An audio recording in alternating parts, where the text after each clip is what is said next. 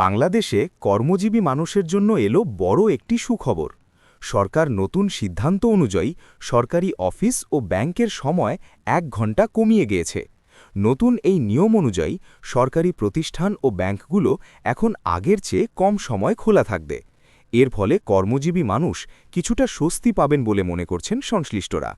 বিশেষজ্ঞদের মতে এই সিদ্ধান্তের ফলে ট্রাফিক জ্যাম কমতে পারে এবং কর্মীদের মানসিক চাপও কিছুটা হ্রাস পাবে। এছাড়া পরিবারকে সময় দেওয়ার সুযোগও বাড়বে, যা সামাজিক জীবনে ইতিবাচক প্রভাব ফেলতে পারে। তবে কিছু ব্যবসায়ী বলছেন অফিস সময় কমে যাওয়ায় লেনদেনে কিছুটা সমস্যা হতে পারে, বিশেষ করে ব্যাংকিং সেবায় চাপ বাড়ার আশঙ্কা রয়েছে। সরকার জানিয়েছে পরিস্থিতি বিবেচনা করে ভবিষ্যতে এই সিদ্ধান্তে পরিবর্তন আনা হতে পারে। এখন প্রশ্ন হল, এই নতুন সময়সূচি কতটা কার্যকর হবে সেটি জানতে আমাদের অপেক্ষা করতে হবে কিছুদিন। HM News 24 এর সঙ্গে থাকুন সবার আগে আপডেট পেতে।